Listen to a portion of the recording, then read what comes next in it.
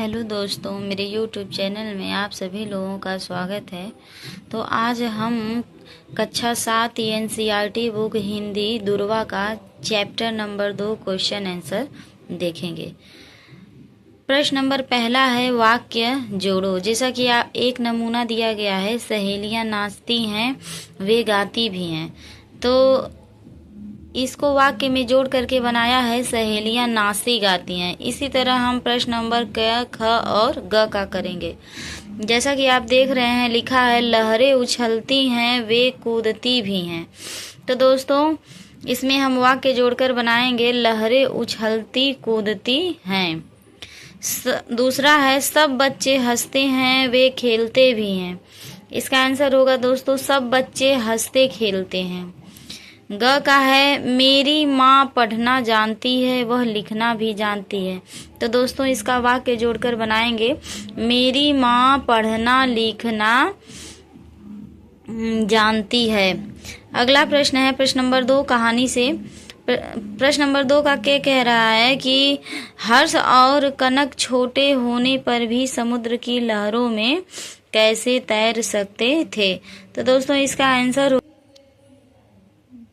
कि हर्ष और कनक को तैरने का कई वर्षों का अनुभव था, इसलिए वे समुद्र की लहरों में तैर सकते थे। दोस्तों इसमें छोटा बड़ा नहीं देखा जाता है कि कौन छोटा है और कौन बड़ा है। इसमें एक्सपीरियंस होना चाहिए, तैरने आना चाहिए। चाहे आप छोटे रहिए या बड़े, तो आप समुद्र में तैर सकते हैं। प्रश्न नंबर 2 का ख कह रहा है कि हर्ष का पिता क्या काम करता था। तो दोस्तों इसका आंसर होगा कि हर्ष के पिता एक कलाकार थे। वे समुद्र से विभिन्न तरह की सीपियां, रंग बिरंगी कौड़ियां, सुंदर शंख, चित्र विचित्र पत्थर इत्यादि वस्तुएं लाते थे। उनसे वे विभिन्न तरह के खिलौने और मालाएं बनाते थे। अब दोस्तों प्रश्न नंबर 2 का ग कह रहा है कि कनक छोटे छोटे शंखों की मालाएं बनाकर क्यों बेचती थी।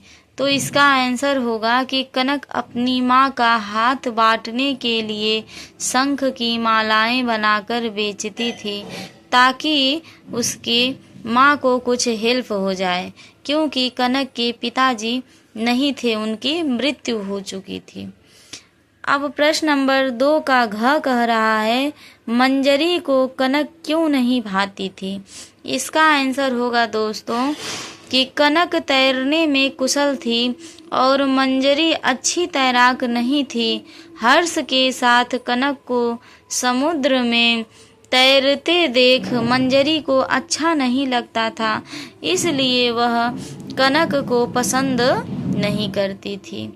अगला प्रश्न है दोस्तों कि मंजरी ने कनक को अपना खिलौना क्यों दे दिया। इसका आंसर होगा दोस्तों कि कनक ने मंजरी की जान बचाई थी। यदि कनक नहीं होती तो आज वह भी जीवित नहीं होती। उसकी नज़रों में कनक दुनिया की सबसे सुंदर और अच्छी लड़की थी, इसलिए मंजरी ने कनक को अपना खिलौना दिया था।